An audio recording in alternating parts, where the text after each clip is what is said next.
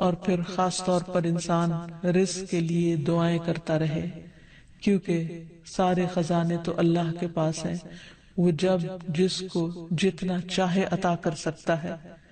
اس کے لیے نبی صلی اللہ علیہ وسلم کی سکھائی ہوئی مسنون دعائیں بہت ہی بہترین ہیں۔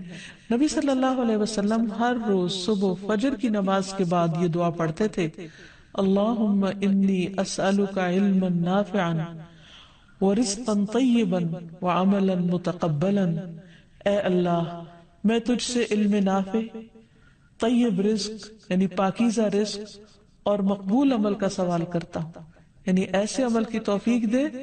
جو تیرے ہاں قبول ہو جائے، تجھے پسند آ جائے۔ اور اس کے ساتھ ساتھ انسان کو حرام سے بچنے کی دعا کرنی چاہیے۔ اس سلسلے میں آپ صلی اللہ علیہ وسلم نے جو دعا سکھائی وہ ہے، اللہم اکفنی بحلالک عن حرامک واغننی بفضلک عمن سواک۔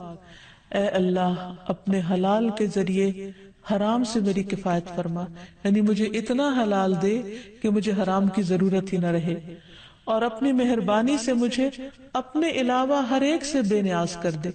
یعنی مجھے انسانوں کا محتاج نہ کر، کسی اور کا محتاج نہ کر، صرف اپنے خزانوں سے عطا فرما۔ پھر اسی طرح خاص طور پر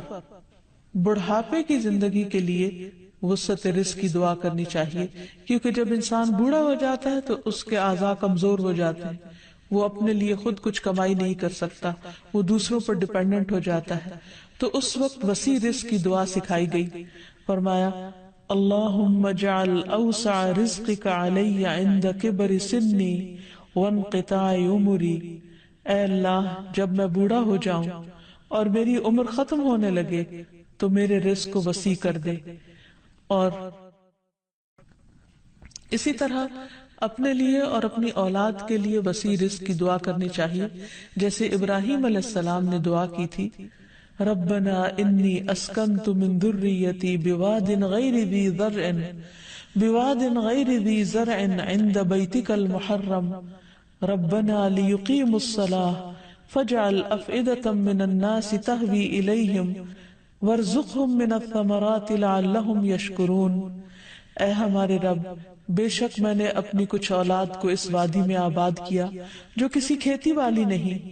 تیری حرمت والے گھر کے پاس، اے ہمارے رب، تاکہ وہ نماز قائم کریں۔ سو کچھ لوگوں کے دل ایسے کر دے کہ ان کی طرف مائل رہیں، اور انہیں پھلوں سے رزق عطا کر تاکہ وہ شکر ادا کریں۔ تو اس میں ہم دیکھتے ہیں کہ ابراہیم علیہ السلام اپنے بچوں کے لیے روحانی رزق کی دعا بھی کر رہے ہیں، جذباتی محبت کی رزق کی دعا بھی کر رہے ہیں، اور پھر اس کے ساتھ ساتھ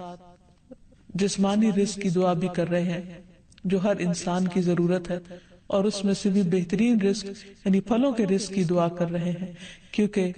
انسان کو اللہ تعالیٰ کا صرف رزق ہی نہیں مانگنا چاہیے، بہترین رزق مانگنا چاہیے۔ یعنی ایک تو سمپل سی دعا ہے اللہم ارزقنی، اور پھر وارزقنا وانت خیر الرازقین، جو سورۃ المائدہ میں اللہ تعالیٰ نے دعا سکھائی ہے، اور ہمیں رزق دے اور تو سب رزق دینے والوں میں سے بہترین ہے۔